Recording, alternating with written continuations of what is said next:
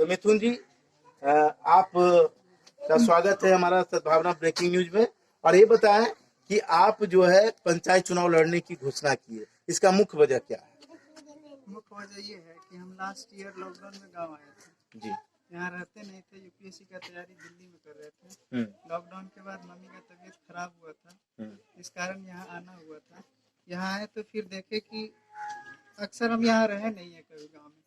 जब भी आते थे वही चीज दिखता था, कहीं बदलाव दिखा ही नहीं गांव में ना लोगों में। तो ये भी फिर वही हुआ, लोगों को देखे कि फिर उसी स्थिति में आज भी लोग हैं।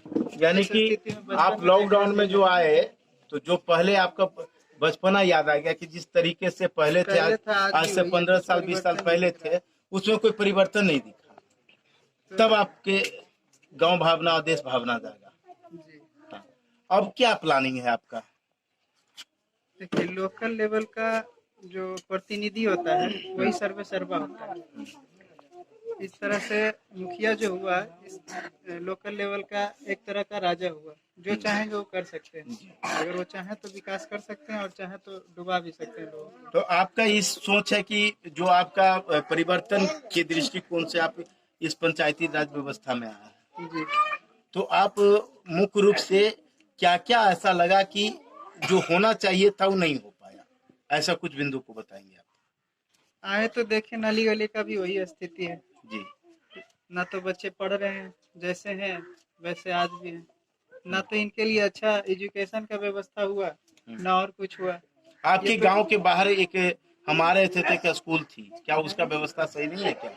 स्कूल का व्यवस्था सही है, लेकिन सरकारी सिस्टम के ही तरह चलता है, वहाँ नाम मात्र के ही पढ़ाया जाता है। मतलब और लॉकडाउन की वजह से स्कूलें भी बंद रहा है, तो गवर्नमेंट को भी ध्यान देना चाहिए था। अगर सरकारी स्कूल के बच्चे नहीं छुट्टी, अगर आप मुखिया बनते हैं तो उस तरह का व्यवस्था में आप क्या सुधार करेंगे? हम सोच रहे हैं इस पंचायत को एक मॉडर्न स्कूल है, लाइक डीपीएस बीएड, जहाँ इंग्लिश मीडियम में लोगों का स्टडी हो और आगे जाके इसको वो प्रॉब्लम फेस नहीं करना पड़े। इसके लिए सरकार आपको इजाजत दे रही है, देगी? क्या लगता है? सरकार पे हम डिपेंड नहीं हो सकते, हमारे पास उसका मॉडल है। हम लाएंगे, अगर जीतते हैं तो उस मॉडल के आधार पे हम खुद वैसे स्कूल का निर्माण करेंगे।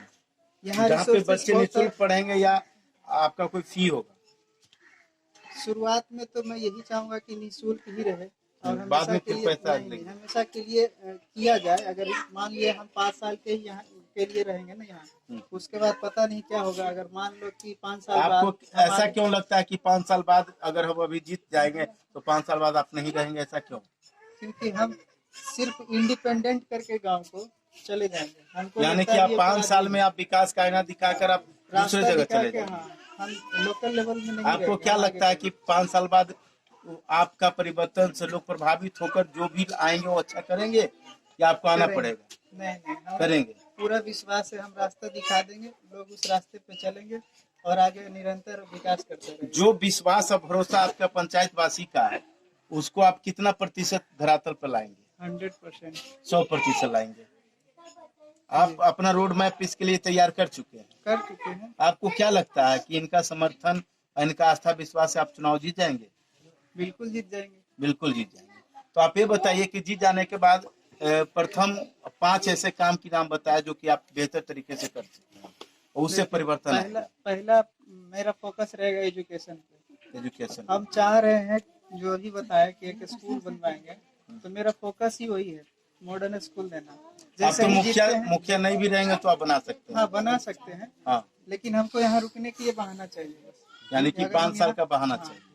नहीं तो लोग यही कुछ होता है समाज में, मतलब वो गलत निगाह से देखेंगे कि इतना पढ़ लिख के यहाँ क्या कर रहा है, सवाल उठाने लग जाते हैं। 5 चलिए आप स्कूल बना पाइएगा, उसके अलावा क्या करिएगा? देखिए, हमारे यहाँ रिसोर्सेस बहुत है, उसका यूटिलाइजेशन ठीक ढंग से नहीं हो रहा है। मुझे पता है गवर्नमेंट हर साल अगर हर फाइनेंशियल ईयर में ज्यादा कितना का अलॉट करेंगे, 70 से 80 लाख, तो ये एक पंचायत के में लगभग 8, 9, 10 गांव है, तो उसके लिए सफिशिएंट होगा नहीं। तो हम चाहते हैं कि यहाँ से प्रत्येक व्यक्ति का सहयोग मिले और इनके सहयोग के बल पे हम आगे बढ़ पाएंगे, वो कार्य करेंगे जो चाह रहे हैं। हम चाह रहे हैं कि आपके विकास में इनका सहयोग तो आपको प्रतिनिधि बनाकर, प्रत्याशी बनाकर ये तो इनका चुनाव जिता देंगे, ये तो लेकिन फिर उसके बाद इनसे क्या सहयोग आप चाहते हैं? ये तो सहयोग सिर्फ जिताने तक का है। हाँ, ये उसके कोई बाद बहुत क्या बड़ा सहयोग सहयोग नहीं है। हम चाह रहे हैं जैसे कि आप जिस रास्ते से आए होंगे, हाँ। उस रास्ते के साइड में 20 फीट चौड़ा खाई देखे होंगे जिसमें पानी भरा होगा। तो मान लिए अगर जीतते हैं तो इन खाइयों में हम मछली का उत्पादन करेंगे और सारे जनता यानी कि आप रोजगार का व्यवस्था करेंगे। उससे हमारा लगभग हर साल 1 से 1.5 करोड़ रुपया का आउटपुट होगा। एक कमेटी का निर्माण करेंगे, उसका देख रेख वही कमेटी करेगा, उसी कमेटी के अंतर्गत वो स्कूल भी चलाया जाएगा।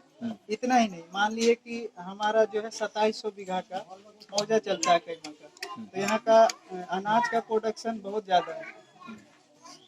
एक ही फसल होता है, दलहन होता है, लगभग अच्छा से होता है रबी फसल। तो अगर मान लो कि एक हम कमेटी के थ्रू एक छोटा सा मंडी दे रहे, उस मंडी में हम यहाँ के थोड़ा बहुत रजिस्टर्ड कर ले या गवर्नमेंट से हेल्प लेके कुछ कर ले और वो सारा अनाज हम लोग खरीदे, मतलब कि कमेटी खरीदे और कमेटी ही उसे आगे के मंडी में पहुंचाएगा, तो उससे भी प्रॉफिट हर साल लगभग 1 से 1.5 करोड़ उससे भी हो जाएगा। तो वो जो पैसा होगा हम जमा रखेंगे उसी कमेटी के थ्रू, कमेटी के अकाउंट में रखेंगे और उस कमेटी के थ्रू हम सारा इन्वेस्टमेंट करेंगे। जहाँ जिस चीज को जरूरत होगा, गवर्नमेंट तो तत्काल देगा नहीं, प्रेजेंट हम रहेंगे यहाँ तत्काल, तो जो भी नीड में होगा, मान लिया कोई बीमार हो गया, कोई यानी कि आप जो है यहाँ पे पैसे के उपार्जन की व्यवस्था करेंगे, जिसके लिए आप बाजार समिति टाइप का मंडी बनाएंगे और जो उद्योग जो है लघु उद्योग जैसे मछली पालन हो या और अन्य ये सब व्यवस्था, उसके लिए आप